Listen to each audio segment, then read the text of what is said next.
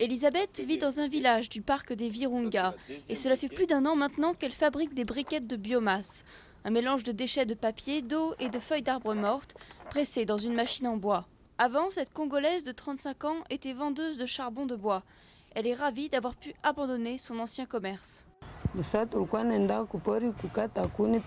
Nous allions dans le parc pour trouver du bois et le revendre, mais nous étions souvent victimes de l'insécurité.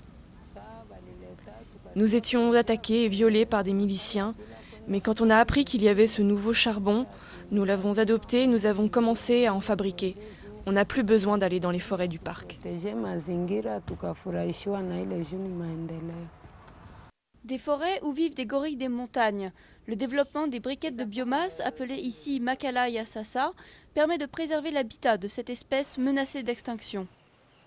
Nous devons quand même protéger l'environnement et c'est la raison pour laquelle on a mis en place cette technologie qui est nouvelle afin de pouvoir répondre aux besoins des communautés en énergie.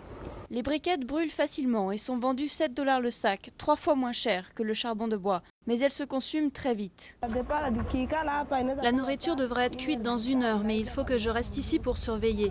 Les briquettes s'éteignent vite. Il faut en rajouter au fur et à mesure, alors qu'avec le charbon, je peux partir et revenir. Et mes haricots sont déjà cuits à mon retour. Malgré ces inconvénients, l'Institut congolais de conservation de la nature espère convaincre tous les habitants de la province du Nord Kivu d'abandonner le charbon de bois au profit de cette nouvelle énergie propre. Aujourd'hui, 23 tonnes de briquettes y sont produites tous les mois.